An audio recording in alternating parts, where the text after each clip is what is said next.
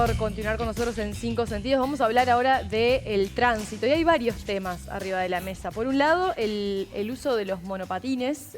Ustedes lo habrán visto, se habrán cruzado con ellos, que están yendo en algunos casos a velocidades que alcanzan los 60 kilómetros por hora, cuando lo que se espera es que circulen a 25 kilómetros por hora. Y también hay otros temas. Por ejemplo, la libreta por puntos, que venimos hablando desde hace varios meses, hace 10 años que está en discusión este tema, y ahora los intendentes piden aplazar su implementación 2 años más. Sobre estos temas vamos a hablar con el presidente de la UNACEB, Marcelo Metelliera, a quien le doy la bienvenida. Buen día, muchas gracias por la invitación. Primero que nada, gracias. ¿Qué pasó con la libreta por puntos? Bueno, no sé, a ver, nosotros tenemos el decreto que crea el permiso por puntos, o sea, que la estructura del permiso por puntos, en realidad lo crea una ley. Establecimos una comisión de seguimiento en la cual tuvimos una primera reunión. La segunda reunión tenía que ser ahora antes fin de año. Obviamente en lo personal estaba esperando que pasara el congreso de la semana pasada porque me consta que tienen una dinámica de trabajo compleja, entonces entreverar los temas no está bueno. Pero me llamó la atención ahí las declaraciones. Insisto en que tenemos esa reunión, ese equipo de trabajo, donde los temas que están arriba de la mesa hoy son el desarrollo informático para que el sistema funcione, el programa de recuperación de puntos, el contenido, ¿no? También horizontalizar información. Digo, planteamos al Congreso que nos presentara una base de datos que sea común de trabajo para la Comisión, porque nosotros teníamos algunas informaciones y datos en realidad donde establecía la cantidad de permiso de conducir activo, las infracciones de tránsito que se cometían, dónde, en qué departamento estaban padronados. O sea, un trabajo para hacer un seguimiento, para que después el impacto que tenga el sistema en el arranque no perjudique el funcionamiento, funcione lo mejor posible, la gente se ayorne a eso y las intendencias no se vean desbordadas. ¿Por qué digo esto? Si vos no medís la cantidad de infracciones de tránsito que pueden restar puntos y que hayan suspensiones de permiso de conducir, de repente le estás mandando a las intendencias que atienda un montón de personas que por ahí no tienen la capacidad. Y esos cuidados también tenemos que tenerlos, ¿no? Entonces, bueno, nada, no sé, estoy medio complicado. Marcelo, y convoqué para el 22 de la reunión. Decir, bueno, le fijé fecha, espero que acusen. Da la sensación, Marcelo, claramente que la quieren patear para adelante. Bueno, pero, a ver ya está. Sí, yo digo esto, y estoy dispuesto a discutirlo por un montón de razones. 2 años aparte. Claro. No es lo hablamos en el comienzo del año que viene, ni... Exacto. Vamos a ver qué pasa el 22, qué plantean como argumento, ¿no? Porque yo te puedo llevar de que si vos vas trabajando y los tiempos nos dan, tengas que aplazarlo. Puede ser posible, ¿cómo no? Pero no decir, bueno, hoy que tuvimos una primera reunión casi 2 años antes, ya hay que prorrogarla, ahí es donde no entiendo mucho. Pero además, la ley que crea el permiso por puntos se aprobó en septiembre del año 2019. No se reglamentó durante los 5 años pasados. ¿Me explico? Y había un borrador de decreto en el cual nosotros tomamos, porque aparte, ustedes discúlpenme que lo plantee así, pero fui casi 11 años director de tránsito y 8 años asesor del Congreso de Intendente y fuimos parte redactora y de elaboración de todo esto. Entonces sé los tiempos y las dificultades que tienen. Vuelvo a insistir una más, disculpen que lo plantee así.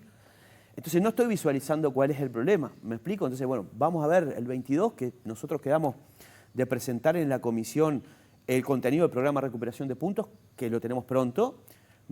Bueno, mandaron la información que solicitamos, teníamos que seguir, vamos a ver qué plantear. Entonces, vuelvo a insistir una vez más, desde el conocimiento no visualizo problemas de atraso. ¿Por qué?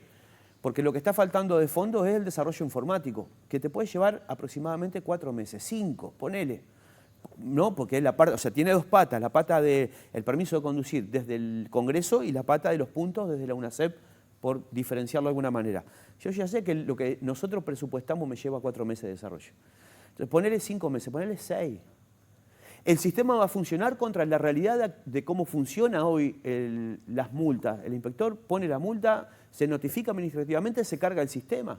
La intendencia no tiene que hacer absolutamente nada distinto a lo que está haciendo hoy, porque el sistema le va a decir al sistema de puntos, fulano, mengana, perdió puntos. El sistema le dirá después al SUSIBE, fulana, mengano, recuperó puntos. O sea, funciona dentro del sistema. ¿Cuál es el cuidado que tenemos que tener, vuelvo a insistir una vez más, para las intendencias, si es que se define de esa manera? Que las personas que tienen suspendido el permiso de conducir porque se quedaron sin saldo o quieren pasar por el programa de recuperación de puntos para ganar algún punto y no quedarse sin puntos y suspenderse su permiso de conducir, tenga que ir a la intendencia a hacer un examen teórico. Pero ¿vos tenés clara cuántas infracciones de tránsito se hacen? ¿En qué departamento? ¿En qué departamento está el padronado de ese vehículo? Como para ver el impacto que puede llegar a tener, si es que esa es la solución. Nada, creo que hay un montón de elementos que vamos a ver qué es lo que plantean cuando nos reunamos. Marcelo, ¿y quién tiene la última palabra en esto? Está la propuesta de la prórroga, el pedido de la prórroga y en tu caso que no estarías de acuerdo a priori con que fueran 2 años. Exacto. ¿Cómo se define esto? ¿Cómo se resuelve? Yo creo que la última palabra lo tiene que entendamos que en 2 años, si vamos a los números del año pasado, van a fallecer 868 personas. Ese es el límite. ¿Me explico? No hay tiempo para estar... O sea, esto no es una actuación administrativa sobre un trámite burocrático. Estamos con problemas de personas fallecidas, personas lesionadas. Entonces, creo que vale la pena trabajar en ese sentido. La UNACEB hoy está haciendo lo que está haciendo, producto de un acuerdo que se hizo en el año 2023, donde lo firmó el ministro de Transporte del momento, presidente de la UNACEB del momento, presidente del Congreso de Intendentes del momento, que le plantearon a la UNACEB que se hiciera cargo de la elaboración del programa de recuperación de puntos y que llevara adelante esta parte del permiso. El permiso es de las intendencias. Y en lo personal yo considero que todo esto tiene que estar en las intendencias. Ahora, ¿qué pasa? Ayudamos en el trabajo, hacemos la responsabilidad que nos toca, porque también cuando estaba del otro lado del mostrador decía, vos, UNACEB, dale porque no estás cumpliendo. Nosotros hicimos la revisión desde el Congreso de Intendentes del sistema de la emisión del permiso de conducir, de la parte médica. Estaba pronto la parte del Congreso, faltaba lo de la UNACEB y lo criticamos muchas veces. Entonces, me toca estar de este lado, lo que agarro es la responsabilidad que tengo institucional y la pongo a trabajar. Insisto, saldado esta situación y que el sistema empiece a funcionar, yo ya se los transmití. Pretendo que esto no esté en la UNACEB, porque no le compete a la UNACEB esa tarea. Por lo tanto, en el marco jurídico, quien tiene la responsabilidad de ejecutarlos es el Congreso de Intendentes y las Intendencias. Y vuelvo a decir una vez más, para que quede claro, cuando estén dadas las condiciones para que esto empiece a funcionar con normalidad, que estoy convencido que se puede hacer mucho antes de 2 años. Al cabo del tiempo ha aumentado todo lo que está vinculado con el punitivismo, es decir, hay más radares, hay más controles, hay más multas, y sin embargo... Bueno, a ver, 2 cosas, una rapidita. Hace poco estuvimos en la Asamblea Anual del Observatorio Iberoamericano de Seguridad Vial. Es un lugar donde la UNACEB de 19 países se encuentra y trabaja, que dicho sea paso Uruguay la empezó a presidir en este periodo, y me tocó ir a hacer un informe sobre velocidades seguras, ciudades para la vida, e hicimos un relevamiento del impacto que tuvieron los radares en rutas nacionales en Uruguay. Para hacérselos muy resumido, en los lugares donde se instalaron radares en ruta, se mantuvo la cantidad de siniestros, en realidad aumentó un 0,4, muy poquitito. La gente siguió circulando por los mismos lugares, la realidad de ruta muchas veces no tenés la posibilidad de un desvío, ¿no? Eso es una realidad. Pero bajó un 17,4% los lesionados en los siniestros que se dieron en esos lugares y bajó un 52,9% los fallecidos. O sea, hubo un descenso del impacto de la violencia, producto de la velocidad en los siniestros de tránsito, en los lugares donde yo entiendo se pusieron los radares como una herramienta, producto de una problemática y cumplió la función que tenía que cumplir. Entonces, más allá de lo punitivo, que es una consecuencia de la irresponsabilidad de los conductores, queda demostrado ahora con evidencia que la velocidad en determinados lugares tiene un impacto en los siniestros de tránsito y, desde mi opinión, como herramienta cumple la función que tiene que cumplir, sin ser demagogo, entender que también se genera recaudación. Eso es así, no hay discusión. Ahora, vos decís, bueno, bajan los siniestros o bajan los lesionados en donde yo puse el radar, pero ¿de qué te sirve si el fallecido se da 2 cuadras más adelante, 3 cuadras más adelante? Porque la realidad es que la muerte en el tránsito no ha bajado. Bueno, bien. Y este estudio que se hizo tiene un radio de 500 metros. Todo lo que haya pasado dentro de los 500 metros de radio, hacia un lado o hacia el otro, del radar, se considera como producto o consecuencia de la instalación de ese radar. Un radar se instala en un lugar donde hay determinadas condicionantes. Y vos tenés que estudiar el lugar para ver si la solución es el radar, si es un semáforo, si es una rotonda. No necesariamente la imposición de un radar es la solución final de todo, porque la problemática se determina en función de la realidad del entorno y se resuelve en función de los distintos dispositivos. Nosotros tenemos 6 líneas estratégicas de trabajo para este periodo de la UNACEB, que entendemos que si no se aplican en conjunto, Uruguay no va a tener un cambio en los temas de siniestralidad y de fallecidos. Y estamos hablando de conducción política de estos temas, estamos hablando de la educación entregamos a ANEP un borrador para que el año que viene, y estamos muy avanzados, para que los temas de tránsito estén incluidos de manera curricular en secundaria. Curricular, de primero a tercero, con talleres optativos, por lo tanto obligatorios y OPTAP, y en cuarto de curricular. Entonces, conducción política del tema de tránsito a nivel nacional, educación, fiscalización siempre se necesita, justicia, que estamos trabajando con la ley de falta con la fiscal de corte, participación social, la construcción de unidades locales de seguridad vial en cada territorio. La realidad del país en temas de tránsito es común, pero la forma de abordarse tiene que ver con la realidad de cada lugar. Yo no puedo ir con la receta a una CEP, para no decir la Canaria, a otros departamentos. No es lo mismo Colonia, que estuvimos la semana pasada, con mucho turismo y una frontera con un río que pasa al medio, que la frontera de Rivera, que pasás caminando, y personas que tienen cédula en un país, permiso de conducir en otro y vehículo en otro, por ejemplo. Entonces, eso, y el permiso por puntos como una de las herramientas para ese cambio cultural. También estamos trabajando en la destrucción de los vehículos, gestión de residuos vehiculares, para que suene lindo, la destrucción de los vehículos incautados, que es una necesidad a nivel nacional. Entonces, con esas líneas estratégicas, si las aplicamos en conjunto, porque también digo, el permiso por puntos por sí solo no resuelve estos temas, y además de pensarlo fuera de la caja, como se dice, o hacerlo distinto, no por diferenciarse, la coyuntura te obliga a que tengas que tomar medidas de estas características. Y el Congreso de Intendentes tiene que entenderlo, quienes tomamos decisiones políticas tienen que entenderlo, igual que la ciudadanía. Claro. En la función tradicional de la gestión del tránsito no vamos a resolver este problema, porque tenemos un aumento sostenido del año 2020 de los lesionados, de los siniestros, y un estancamiento en los fallecidos que tenía que estar en descenso. Bien, Marcelo, vamos a una problemática bien metropolitana, aparecen allí en la pantalla. Monopatín. Sí. Estamos invadidos. ¿No te creas que es metropolitana? ¿No? No. Estuvimos en la Junta de Florida, estuvimos en Libertad, estuvimos en Colonia, y en todos los lugares nos planteamos, y traemos desde ahí la preocupación que no habíamos visualizado del problema de los monopatines. ¿Y cuál es la preocupación puntual?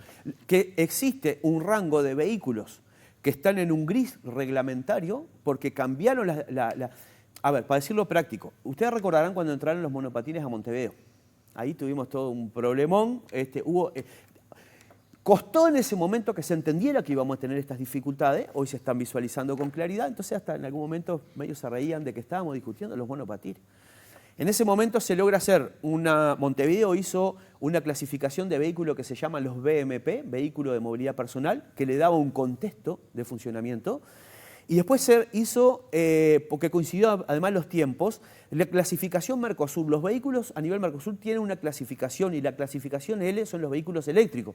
Y ahí se incluyó los triciclos, los cuatriciclos, las motos eléctricas, las bicicletas asistidas. Y el monopatín se consideró como algo de movilidad personal, pero en una situación en la cual en ese momento no desarrollaban más de 25 kilómetros por hora.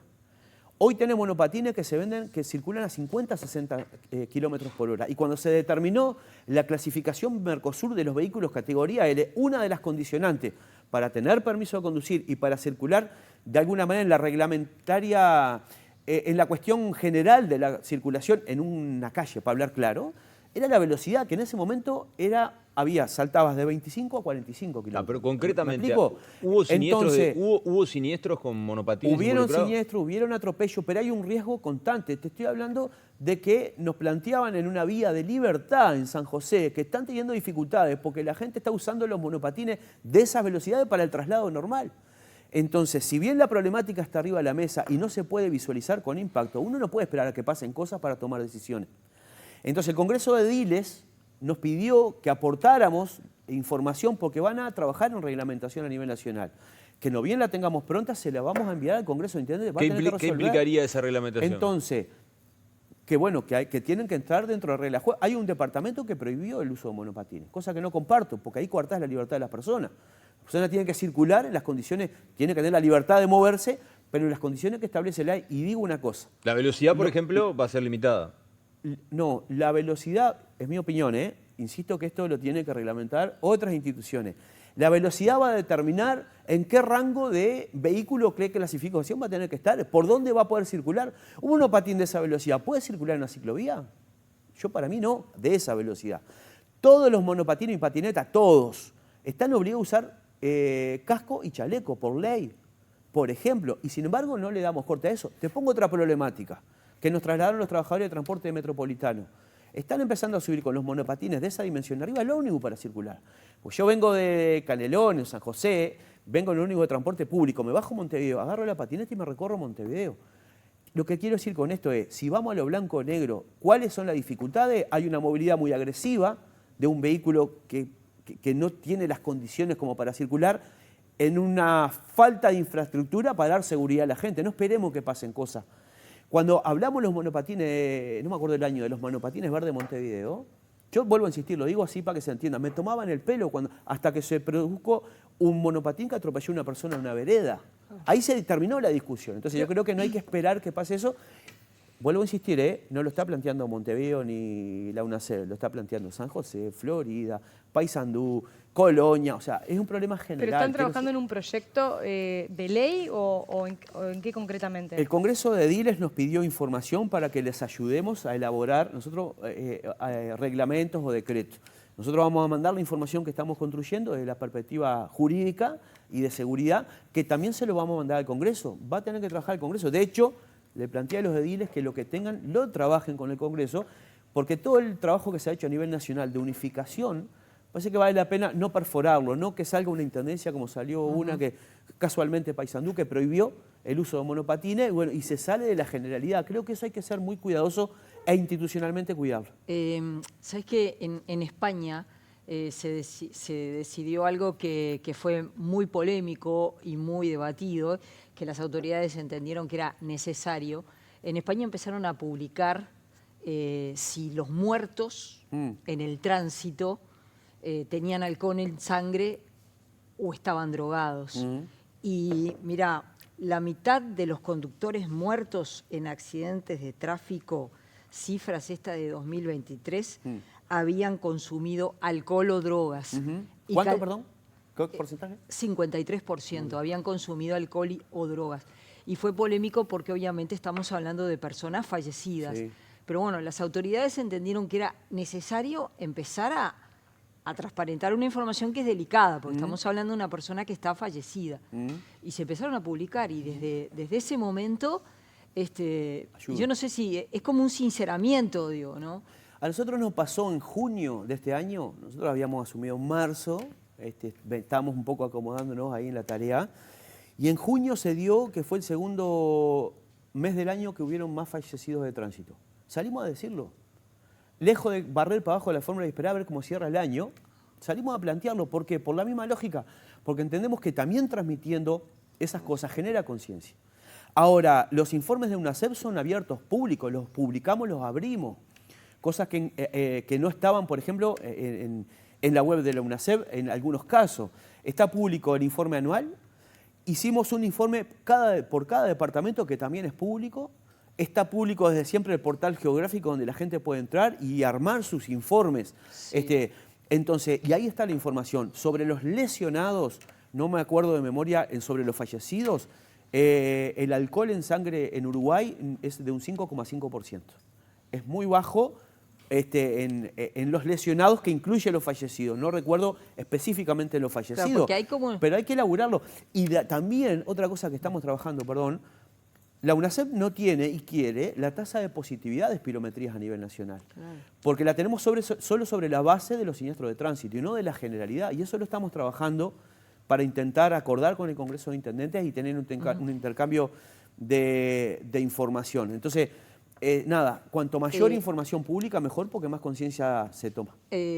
Creo que en los adultos no hay del todo conciencia del impacto del alcohol o de las drogas a la hora de conducir. En mucha gente. Sí. No pasa nada, tomé algo, pero no es mucho, no pasa nada, puedo manejar. Eso es algo que ha ido cambiando, pero sigue existiendo. A mí me preocupa en este momento más el consumo de cannabis y de cocaína que de alcohol en la conducción. ¿Por qué? Porque creo que Uruguay ha hecho un proceso en el cual ha llevado a que hoy el tema esté con cierto margen de control, por decirlo de alguna manera. No pasa así con la marihuana. Si tomamos la referencia de la noche de la nostalgia, se hicieron casi 16.000 controles de alcohol y no llegaron a 400 de cannabis, ¿no? O sea, Y ahí estamos trabajando, estuvimos en el Parlamento, hay un proyecto del exministro de Salud, Sajian, donde plantea de alguna manera llevar lo que hoy es rango de decreto a rango de ley con el tema del cannabis, cosa que estamos 100% de acuerdo. Sí creo que hay otras cosas que están planteadas que hay que manejarlas con mucho más cuidado. Por ejemplo, el efecto de los fármacos en la conducción, con el estado de dificultad que tenemos en la salud mental de las personas y el grado de recetación de medicamentos. Ahí creo que hay que trabajarlo, pero con mucho cuidado y con mucho más información. Entonces, la UNACEB hoy está preocupada por ver cómo el control del cannabis en la conducción recorre el mismo camino que se recorrió con el alcohol para que haya un mayor control. De hecho, estuvimos con el Parque Científico Tecnológico de Pando y la universidad intentando generar un desarrollo local de las tirillas para el control. Estamos intercambiando con laboratorios de China y de Estados Unidos los efectos de también tener mayor cantidad de insumos para poder trabajar con mayor fuerza en este sentido. ¿Y con la cocaína? Con la cocaína hay que trabajarlo igual. A ver, yo clasifico de esta manera. El alcohol como que en términos normativos está resuelto, normativo, ¿no? Después en la calle pasan otras cosas. Con la marihuana está un 75% resuelto, hay que terminar de resolverlo, y con la cocaína y con los fármacos hay que trabajar de cero. Hoy no hay norma que te establezca con claridad el tema. Claro, vos sos un inspector, inspectora, y detenés un vehículo que sale, porque además la tirilla que tiene Uruguay sale alcohol, sale THC, sale cocaína y sale opiazo, otros fármacos. Y vos tenés una persona que tiene cocaína arriba y no la dejás seguir circulando. ¿Qué respaldo tenés en términos jurídicos? Gre. Ahora, no podés hacerlo, ¿me explico? Claro. Y bueno, y ahí cada intendencia toma se hace sus mañas para intentar que eso tenga. Entonces hay que trabajarlo sin lugar a dudas. Una cortita, porque sí, ya estamos cerrando. ¿Cómo te está yendo con la negociación para las fiscalías de tránsito? Bueno, nosotros acordamos con la fiscal de corte, hasta que tuvo estas dificultades, trabajar por dos caminos: el tema presupuestal, que fracasamos con total éxito, porque no, en realidad el tema presupuestal tuvo el marco que tuvo. Ya estamos pidiéndole al Ministerio de Economía conversaciones para ir trabajando sobre la rendición, porque no vamos a bajar los brazos con eso. Y además, por otro lado, el tema de capacitación. Ya tuvimos una capacitación metropolitana de casi 100 fiscales y jueces para hablar sobre el tema de la ley de faltas, que es fundamental para que el país cambie también en cuanto al control y a que se juzgue las inconductas, porque hoy los temas económicos no son solución, las multas económicas no son solución. Venimos con expectativa a seguir trabajando en esa línea.